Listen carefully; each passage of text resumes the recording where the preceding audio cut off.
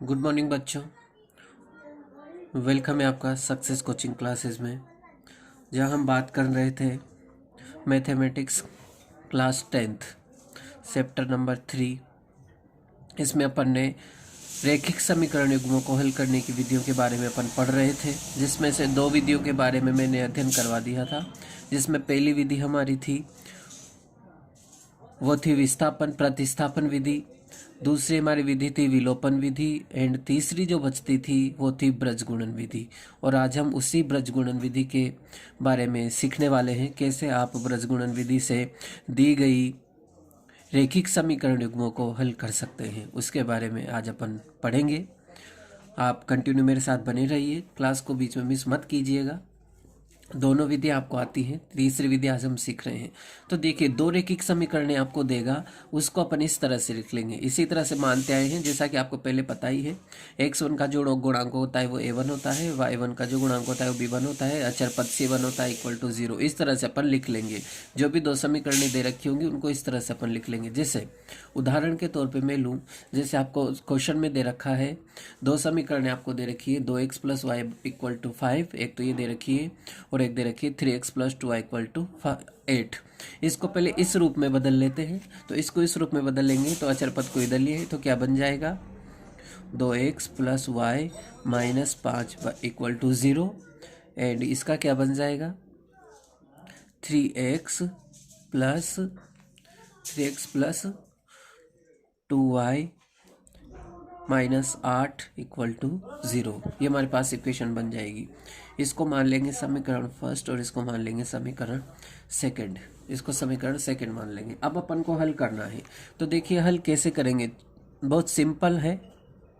हल कैसे करना है, यानी अपन को मान निकालना है x का और मान निकालना है y का। x और y के मान हमें निकालने हैं, वो लिख लेंगे।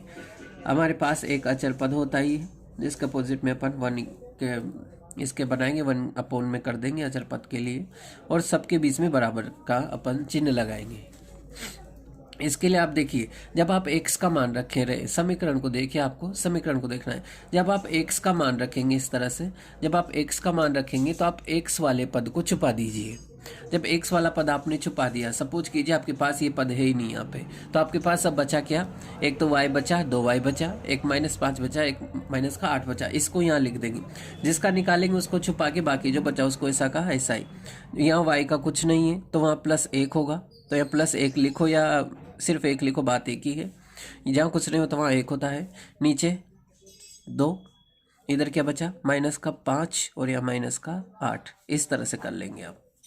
क्लियर है। जैसे अब फिर y का निकालेंगे, y निकालेंगे तो अब पहले इसको छुपाए तो यहाँ से यहाँ चले थे, अब इसको छुपा रहे हैं तो यहाँ से यहाँ चलेंगे। तो यहाँ क्या बन जाएगा, -5 -8 और 2 3। फिर से कह रहा हूँ मैं, आपको x का निकालना है, x वाले को छुपा लीजिए, बाकी बचा कौन, y और c। तो इस y वाले गुणांक को और अचर पद को यहाँ लिख देंगे। अब आपको y निकालना है तो अब इधर से इधर चलेंगे, तो -5 -8 आपका ऐसा का ऐसा ही रहेगा, और 3 और 2 ऐसा का ऐसा, ये लिख लिया।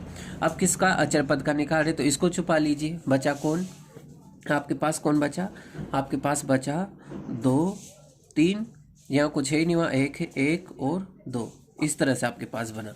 अब आपको कुछ नहीं करना है, स्टार्टिंग यहाँ से करनी है, इसको इससे गुणा करना है। फर्स्ट हमेशा इस वाले को इससे गुणा करोगे आप, इसको इससे गुणा करना है आपको। 1 को -8 से गुणा करेंगे तो कितना बचा, -8। ये 1 को -8 से गुणा करा तो -8। फिर ये माइनस लगाना है फॉर्मूले का, यानी ये गुणा माइनस ये गुणा करते हैं, इन दोनों का गुणा माइनस ये गुणा करते हैं। तो इन दोनों का गुणा ये माइनस इसका गुणा देखो कितना आया, 5 दवा 10, लेकिन वो काय का आया, माइनस का। तो आई होप आपको समझ गए होंगे ये क्वेश्चन। ये माइनस, ये फॉर्मूले का माइनस है, इसका गुणा माइनस इसका गुणा, इस तरह से इसका गुणा माइनस इसका गुणा। तो कितना आया, -8, फिर ये फॉर्मूले का माइनस, इसका गुणा यानी -5 × 2 यानी -10। इसी तरह इसका गुणा -15, फिर ये फॉर्मूला, इसका गुणा माइनस इसका गुणा, 8 दवा 16 होता है, वो भी काय के हो जाएंगे, माइनस के, क्योंकि माइनस के 8 हमारे पास है। इसके बाद इसका गुणा 2 दवा 4 माइनस इसका गुणा, 3 इंटू 1 यानी 3 हो जाएगा हमारे पास। आई होप आपको यहाँ तक समझ में आया हो। फिर से रिपीट कर दूँ मैं, इसका गुणा माइनस इसका गुणा, इसका गुणा माइनस इसका गुणा, इसका गुणा माइनस ये गुणा, तिरछा गुणा, इसीलिए नाम पड़ा है ब्रज गुणा, क्योंकि तिरछा गुणा को अपन ब्रज गुणा कहते हैं। अब इसको हल कर देते हैं, क्या बचा, क्या हमारे पास आया इससे, x बटा -8 माइनस माइनस गुणा हुआ तो प्लस के 10, ये हमारे पास आया।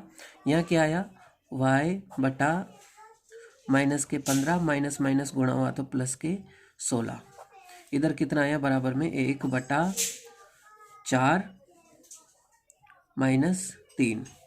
आई होप आपको समझ में आया हो। तो अब क्या करना है, देखो कितना बचा, x बटा तो 2 बचा, y बटा 1 बचा, क्योंकि प्लस का 16 है माइनस का 15 है, बराबर 1 बटा 1 बचा।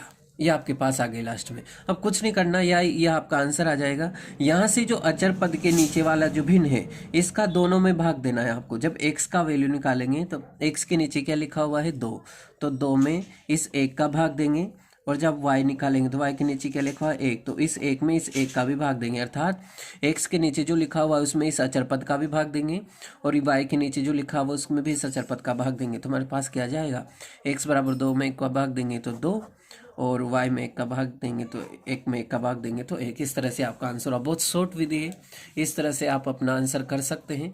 देख लीजिए इसको एक बार शुरू से, और बाकी के सवाल इसी तरह के होंगे जो आपको कॉपी में करने हैं। देखिए मेहनत बेटा आपको करनी ही पड़ेगी, मेहनत करते रहिए। मैं आपको बहुत अच्छे तरह से समझा रहा हूँ, बहुत धीरे तरीके से, बहुत आसानी से समझाने की कोशिश कर रहा हूँ।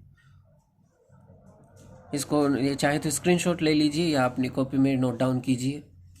यह है ब्रज गुणन विधि द्वारा रैखिक समीकरणों का हल।